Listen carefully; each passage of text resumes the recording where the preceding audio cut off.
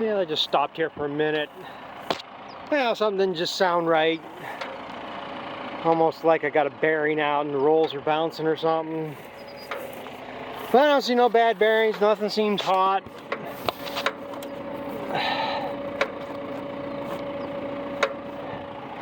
Maybe something, I think I got shafts going bad to connect, that was the other thing I thought. Between each module there's a shaft that goes in between there, connecting them. And I've replaced 2 or 3 of these already. And this kind of sounded like that was the last time. It got so much play in there, these were chattering back and forth.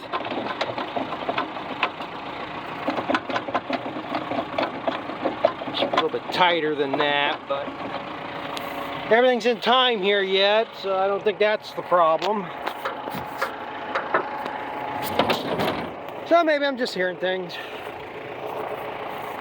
But then, like I say, another disappointing field of hay. This should be, everything's been about half of what it should be. There's a lot more finer stuff in here. Most of this is all volunteer stuff, a lot of weeds in it too, but a bunch of fine clover in the bottom there.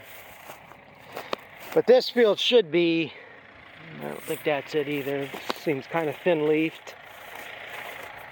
This is a field of canary grass. And yeah, see, that's orchard grass head there. Canary grass wouldn't be heading out yet, I don't think, anyhow.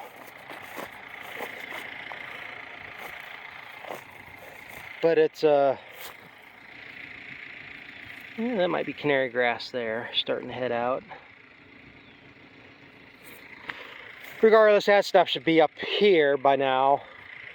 This would be the time to be cutting it. You want to cut canary grass before it heads out, because then it really starts losing feed value.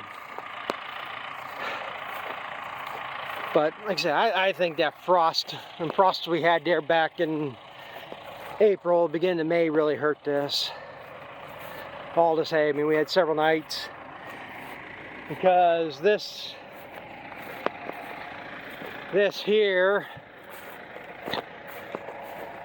and you can kind of see what I skipped on the side here because of the tree limbs. I mowed this about 3 weeks ago. It's the first piece I cut testing things out. And this pass here, you can see this wasn't mowed. This was, and you can see there really ain't a whole hell of a lot of difference in height in between them. So like I say, by the end of next month, this will be probably more than what I cut off here the first time. This here's canary grass. Well, my brothers cut all the stuff out, so that's why I didn't come out here and do it, but he didn't. But yeah, this is up to my hip right here. This is what canary grass should be. But then again, well, canary grass grows just about anywhere, from wet to drought. It don't matter once you get it established, because it grows off, the roots spread out and sprout up. So it keeps kind of coming in itself. But I guess like everything else, it does thin out over time. And but this field here's been, been hay, at least 30 years. I've never chopped corn on here, so we've chopped our own everything since about 89, 90. So we bought the tractor in 87. Neighbor used to custom chop for us. And it was like 2 or 3 years after that, we borrowed another neighbor's chopper. He had a small 718. And we chopped stuff ourselves. And then I got a chopper and stuff. And the neighbor that used to custom chop the last time he was on here, I say it would have been back in the 80s. I don't even think we had that tractor yet. He had a TW20 4-wheel drive, had a 782 chopper, Badger wagons. And I remember the son was the one running the chopper that day. He came up through here, and to keep momentum and stuff up, he had mud flying over the back of the chopper. I mean, like I say, this field gets wet. That's why we seeded it to canary grass, so we never really have to plow it again. I remember back in the 70s when they chopped this, he had a Murray Hill. And they were pulling up through here with the Murray Hill with a log skidder in front of it to chop this corn off. So this field's always been on the wet side. I'm coming into a spring down here in the corner now. I'm sure it's going to be dried right now. I don't think shouldn't have a problem getting that, but like I say, it probably wouldn't hurt to come in here, spread some grass seed in here and see if it'll catch. Should do that like in April or February, March, frost seed it when the freeze and thawing had work in the ground.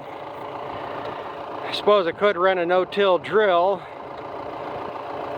but I really don't have, it seems like a lot of effort for just putting grass seed in the ground. I mean, I could probably put some oats with it, or barley or something, and help do something that way. Well, let's see what we get for a second cutting on this. By the time I get this, we get a regrowth. If we get any rain, and that's the thing right now. Today's Sunday, and I just looked at the 10-day forecast. Nothing in the forecast them days either. So, get this finished up, maybe I'll go mow another field.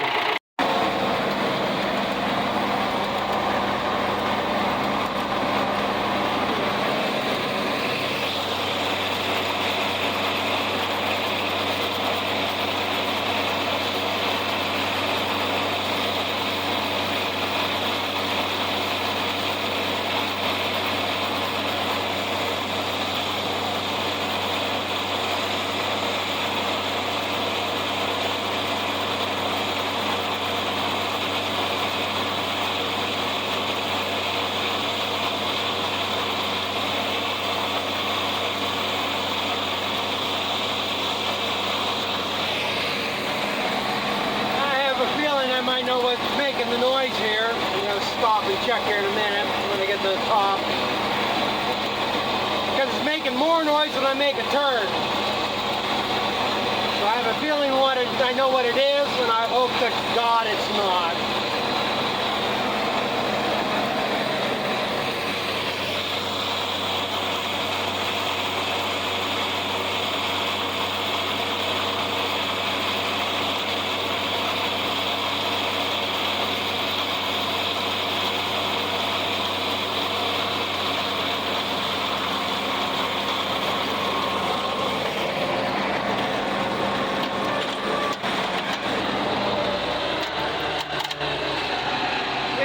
Let's see what it is. Hope it ain't. I'm gonna have to turn this off because it's gonna be a greasy mess to check it. Yeah, like just come back up here. I'm gonna try something here first. But this does seem to have a lot of play in it. But it's multiple jointed, so it's going to be a lot more flexible. But what this is, you got a U-joint here, a U-joint here, and now it's technically a CB joint, but it's basically a bowl, I think, and it's got like 3 or 4 prongs that go in there, balls on it. Gives them a lot more flexible than these joints. Nothing feels hot. Hotter than it should be. But I'm afraid that joint's getting wore out, and I'm going to try to pump it full of grease and see what it does. There ain't no other U-joints here that are seam loose. And I haven't greased this since I started. I really haven't mowed all that much hay, so I wasn't really worried about greasing it here yet. But I'm going to grease it up and see if that makes a difference. Yeah, we'll come back out here. I hope I'm going to try to at least finish this. If it detonates, blows itself up, it gets blows itself up. not too enthused about what's going to happen. Other than that excess play, I really don't see anything wrong with it.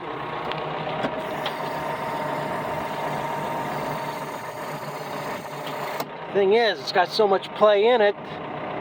Normally when I grease it, you know, it's a U-joint, the CB joint, and U-joint. And usually, when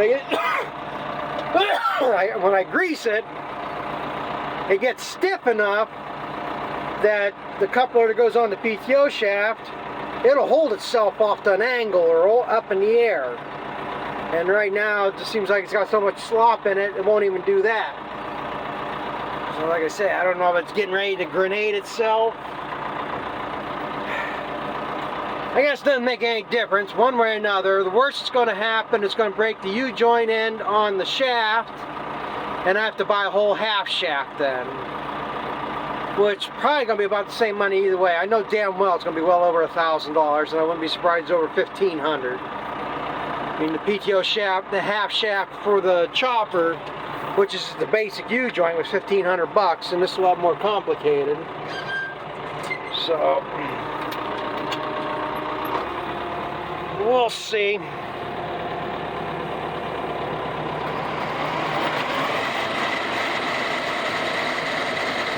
Well, it didn't clatter like it did the last time, but of course I was turning in a little bit. I'd say it was making more noise on a turn than it was, which would be putting it more in a bind.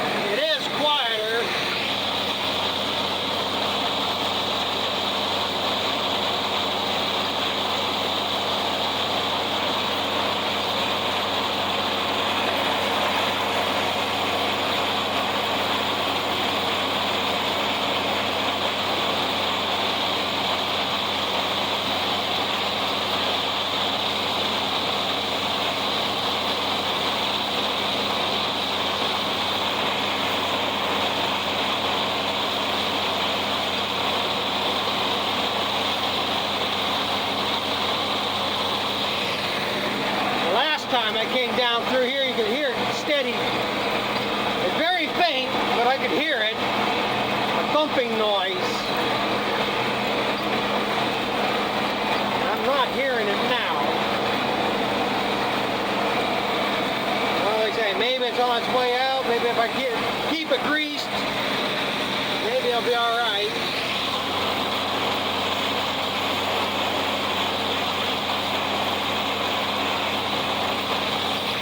I wasn't going to grease it yet. I was going to mow today, and the next time I went out to mow, I was going to grease it. Like I say, I really haven't mowed all that much.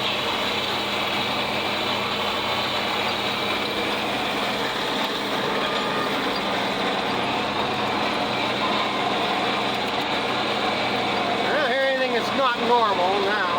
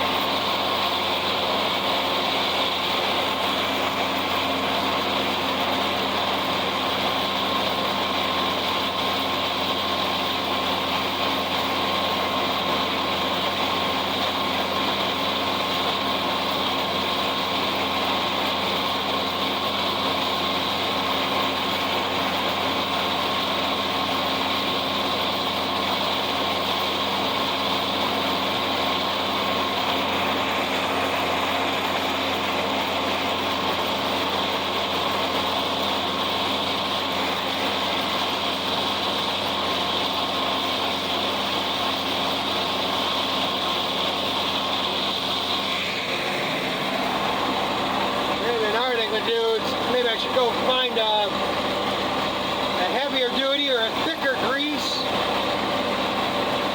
It's just regular multi-purpose high temp grease. Extreme find something more of a specialty grease that's a little bit thicker.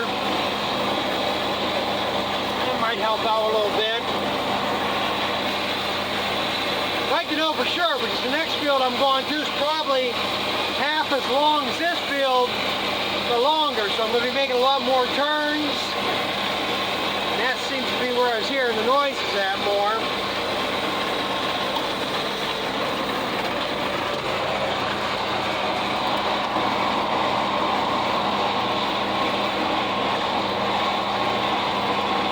It's definitely gone now, or a lot less noticeable.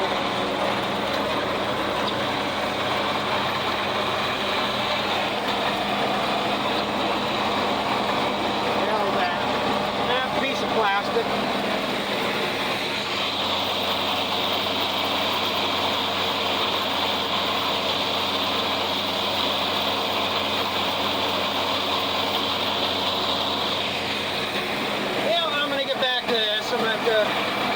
Work around that tree, and I got a wet hole I'm coming up through down here. It's a spring. Water was running there last year. I don't know if it's gonna be that wet right now. Nothing been there for years, never had any problems, and now in the last 2 years that's sprung up. I gotta work around it, so I'm gonna get back at it. Well, I decided to keep on mowing. Hear it like I did there before.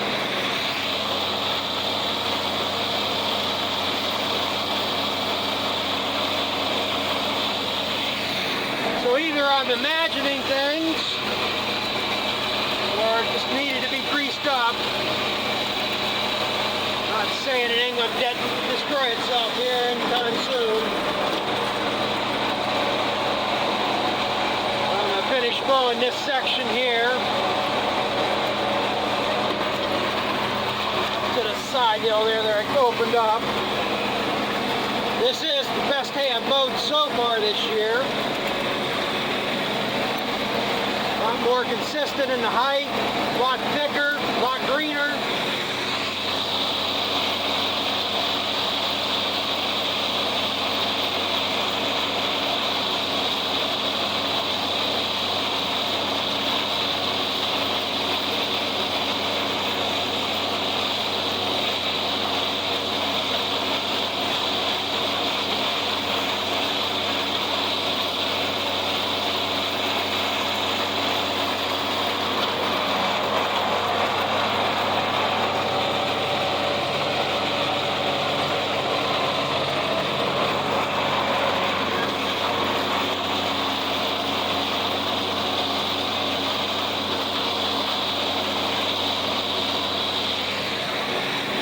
I just wonder if this didn't get hit by frost as much as anything else.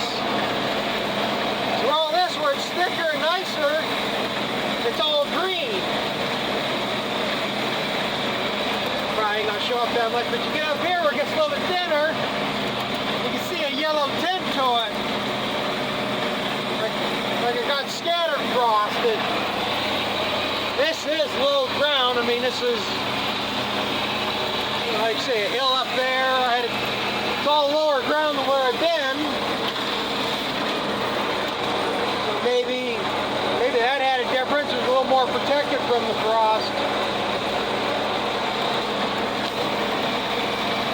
Hard telling.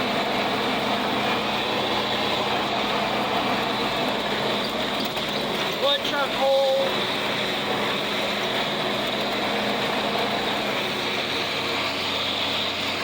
There's a woodchuck hole right there.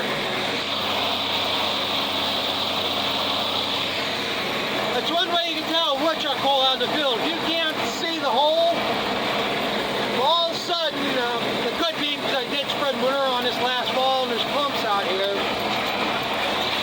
But usually if you see an area, all of a sudden it's darker green than the rest of the field, there's a good chance it's a woodchuck hole.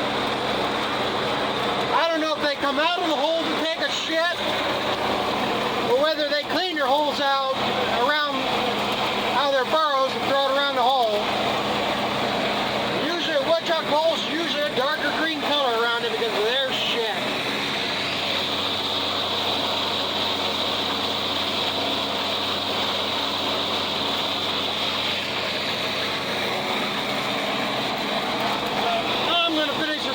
be the last I mow for today.